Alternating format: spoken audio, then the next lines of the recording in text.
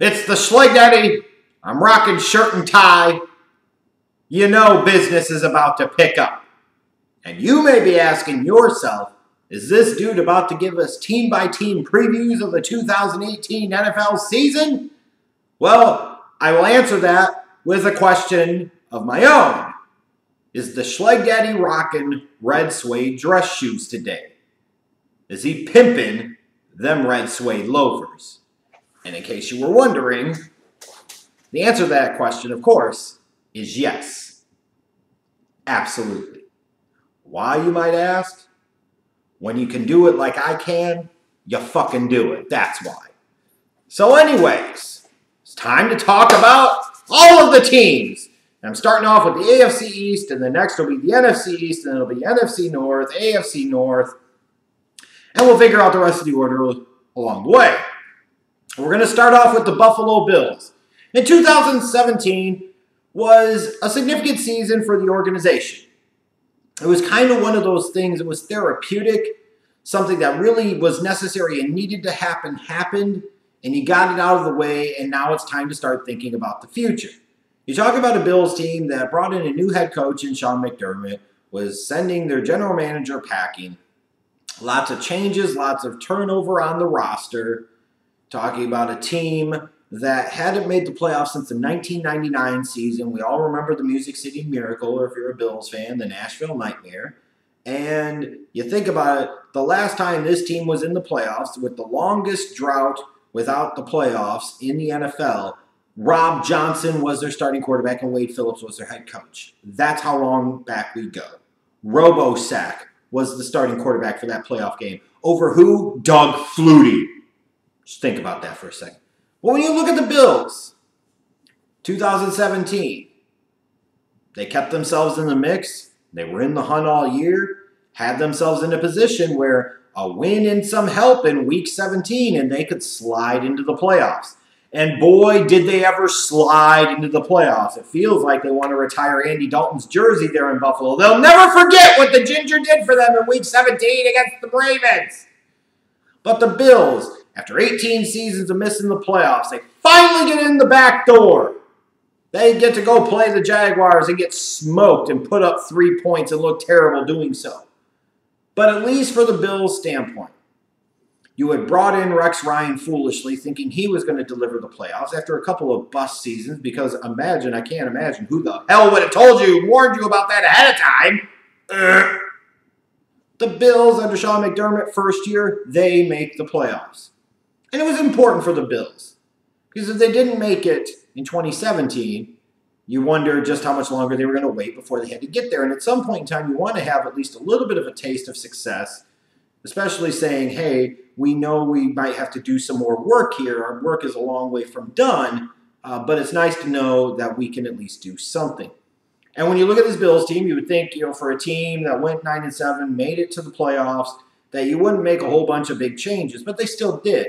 You trade away starting quarterback Tyrod Taylor for a third-round pick to the Cleveland Browns. You trade away Cordy Glenn to the Cincinnati Bengals, who had some injury and durability concerns, but when healthy was a pretty good left tackle in this league. So that way you can move up from 21 to 12 in the draft, which you then later moved up from 12 to 7 to get your guy at quarterback. You have Richie Incognito's gone, but you bring in guys like A.J. McCarron, Vontae Davis, Corey Coleman via trade, Trent Murphy. You look at this Bills team and you're like, they made the playoffs, but several really notable and important players are gone. And you look at who was brought in their stead, and you're like, what exactly is going on here? And the truth is, the Bills knew as an organization that what they did last year, frankly, based off the way they were constructed, was pretty much their ceiling and going to continue to be their ceiling. And is that what you want your ceiling to be? I don't think so. And you look at that division, you figure as long as Brady and Belichick are there in New England, they're probably still going to run the show. So you're going to really try and sit there and fully bang it out with them right now? Or are you going to try and position yourself to build yourself for the next 3, 5, 10, 15 years down the road? It feels like that's more of the position the Bills are in, and it feels like, based off their approach this offseason, that they feel that way. When you look at the draft, the number one goal of the program in the NFL draft this year for the Bills was they had to get a young quarterback that they felt like could be the franchise guy. They had to get him. They had to get him. So they bring in the Nazi. I'm kidding, but maybe not so much based off the high school tweets. They bring in Josh Allen, my number one quarterback in this 18 draft class. I know he's raw, but the physical upside is tremendous. And a lot of quarterbacks like him over the years have gotten coaches fired because there was all that upside and potential and it was never realized. And we're ultimately going to find out, probably sooner rather than later, whether by design or not, whether Josh Allen can be that guy for the Buffalo Bills. But when you look at the Bills, the fact that they traded up from 12 to 7, where there might have been concern that they might have had to originally trade up into the top 5 and give up even more to get their guy in Allen, and that they did not have to give up any draft pick currency in 2019 in order to get that guy, it's got to feel like a decent win for the Buffalo Bills. And then to be able to sit there when you're sitting at pick 22 and have Tremaine Edmonds start to fall down the board and you're able to leap up to 16 and get him, when you look at this draft from a Bills standpoint, there has to be a hope that for the next decade they found their quarterback of the offense and their quarterback of the defense. And if those two guys can be those two things, then things will be really, really good in Buffalo really, really soon. Looking at this team on paper and kind of how they project to the field in 2018 right now, I look at their strengths. I say this is a team that still should be able to run the ball. LaShawn McCoy isn't the same back that he once was, but he could still be a viable, productive player even if he's close to the tail end of his run. But this is a Bills team in recent years that has at least offensively been able to do one thing, that is run the football, and I expect them to continue to be able to do so. I look at their defensive line, and I think it's solid. It's not necessarily spectacular. I don't know if there's any true difference makers or game changers, but they've got some nice pieces on there, and they've got a little bit of depth there, so I feel like that's a strength for this Bills defensive unit.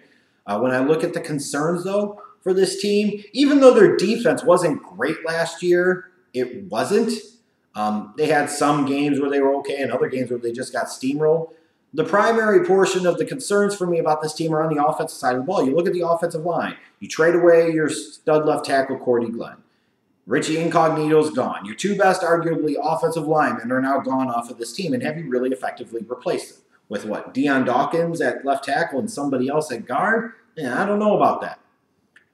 And you talk about bringing in a young quarterback with a lack of overall skill talent around him. That's not exactly the best situation. So I'm really worried about that offensive line for the Bills. I'm also worried about that receiving core, and more so the lack of receiving core.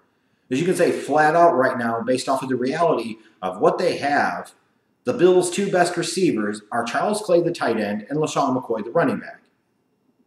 And that doesn't feel that crazy to say, because Kelvin Benjamin didn't really do much of shit last year. Zay Jones most certainly didn't do shit last year. And now you're bringing in Corey Coleman via trade, and he hasn't really done shit other than get hurt his first 2 seasons in the league in Cleveland.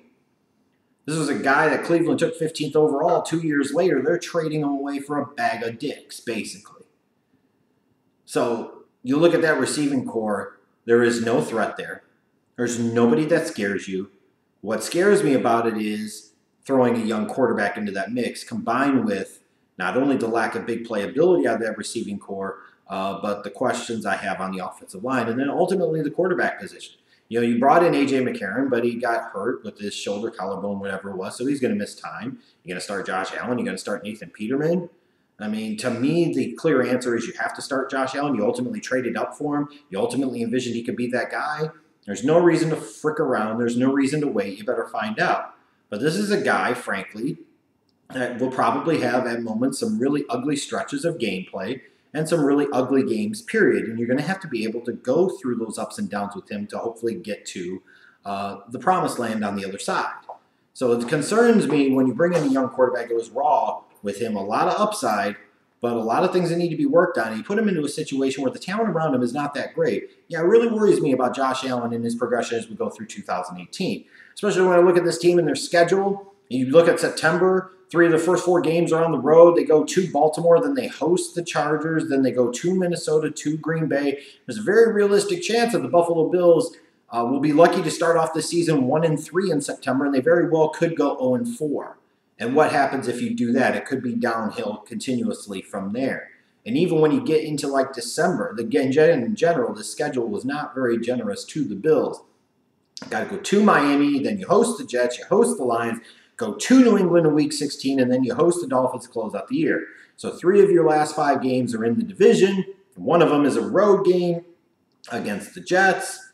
It's a tough stretch of season to close out as well. But if you're able to keep Josh Allen upright and you have him starting all year, maybe you can get to this point in time in December where you're looking at it and maybe he can beat a team here and he can beat a team there and give you a couple of games where he looks really, really good, and you feel positive about your future heading into 2019 and beyond.